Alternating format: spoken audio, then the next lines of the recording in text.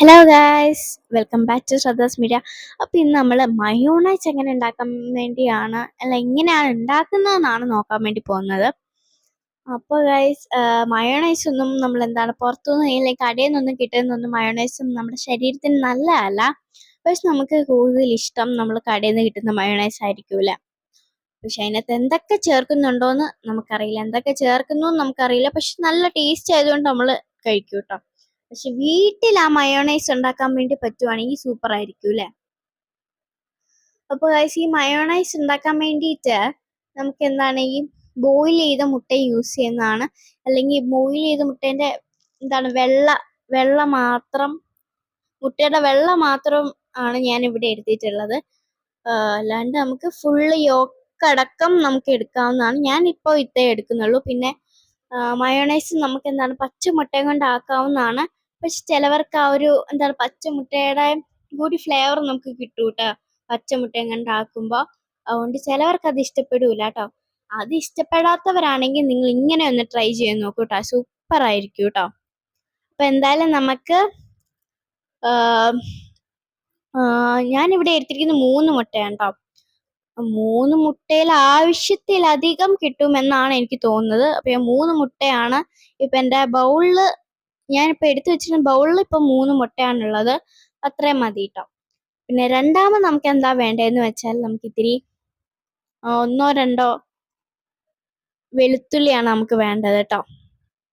അപ്പൊ 2 വെളുത്തുള്ളി ചെറിയ പീസസ് ആക്കി ഇതാണ് ഞാൻ ഇവിടെ എടുത്തു വെച്ചിട്ടുള്ളത്. 2 വെളുത്തുള്ളി മതി, കുറേ എരിവാക്കരുതല്ലോ. അപ്പൊ 2 വെളുത്തുള്ളി മതി കേട്ടോ. 1-2 വെളുത്തുള്ളി മതി. അപ്പൊ ഇനി നമുക്ക് വേണ്ടത് വെളിച്ചെണ്ണയല്ല, സൺഫ്ലവർ ഓയിൽ തന്നെ വേണം. വെളിച്ചെണ്ണ യൂസ് ചെയ്താൽ ചിലപ്പോൾ നമ്മുടെ മയോണൈസ് ചിലപ്പോൾ കേടായെന്നിരിക്കും. അപ്പോൾ മയോണൈസിൽ ഒരിക്കലും നിങ്ങൾ വെളിച്ചെണ്ണ യൂസ് ചെയ്യരുത്. സൺഫ്ലവർ ഓയിലാണ് നല്ലത് കേട്ടോ മയോണൈസിൽ. അപ്പോൾ അത് നമുക്ക് മാറ്റി വെക്കാം.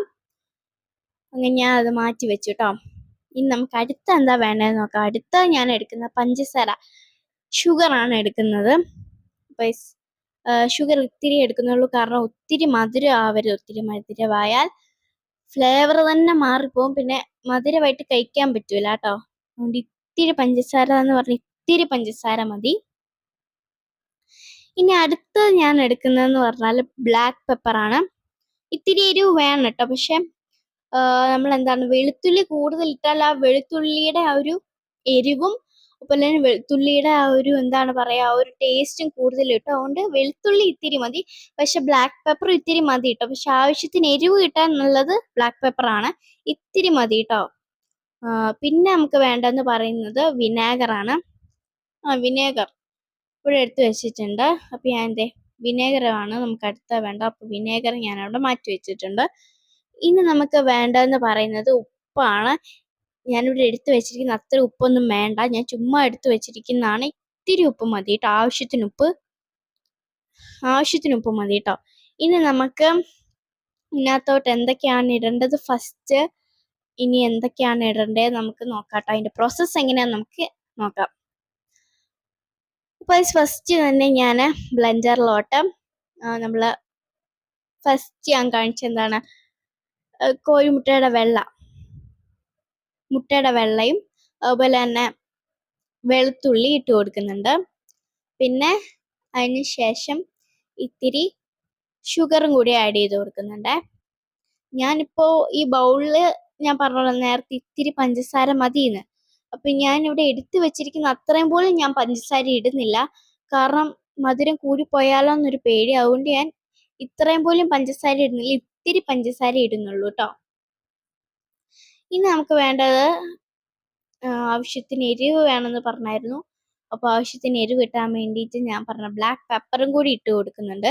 ഇത്തിരി ബ്ലാക്ക് പെപ്പർ മതി, കാരണം ഒത്തിരി എരിവ് പാടില്ല, ഒത്തിരി എരിവും പാടില്ല, എരിവ് കുറയാനും പാടില്ല. ആ ഒരു മീഡിയം ഇതിൽ വേണം നമ്മൾ ബ്ലാക്ക് പെപ്പർ ഇട്ട് കൊടുക്കാൻ കേട്ടോ.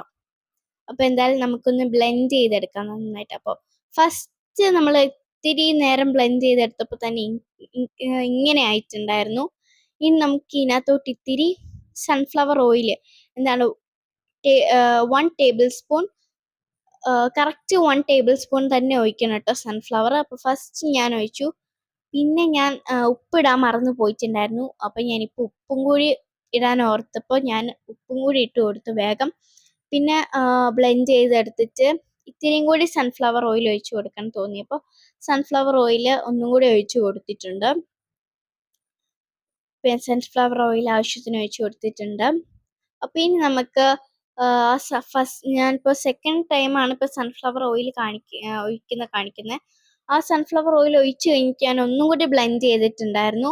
ബ്ലെൻഡ് ചെയ്യൽ കഴിഞ്ഞിട്ട് ഞാൻ ഇത്തിരി വിനേഗറും കൂടി ഒഴിച്ചു കൊടുത്തിട്ട് പിന്നെ ഇത്തിരി നേരം കൂടി ബ്ലെൻഡ് ചെയ്തെടുത്തപ്പോൾ നമ്മുടെ മയോണൈസ് ഇത് റെഡി ആയിട്ടുണ്ട് കേട്ടോ. സാധനം സൂപ്പറാണ്. ഞാൻ കഴിച്ചു നോക്കി. പിന്നെ ഗൈസ് ഞാൻ ഇപ്പോൾ എന്താണ് ഐസ്ക്രീം പോലെ ഇല്ലേ, കണ്ടാലോ ഒരു വാനില ഐസ്ക്രീം പോലെ. പക്ഷെ എന്താണ് ഗൈസ്, എനിക്കിപ്പോൾ മയോണൈസ് ഇത്രയും തിക്കായിട്ടിരിക്കുന്നതാണ് ഇഷ്ടം കേട്ടോ.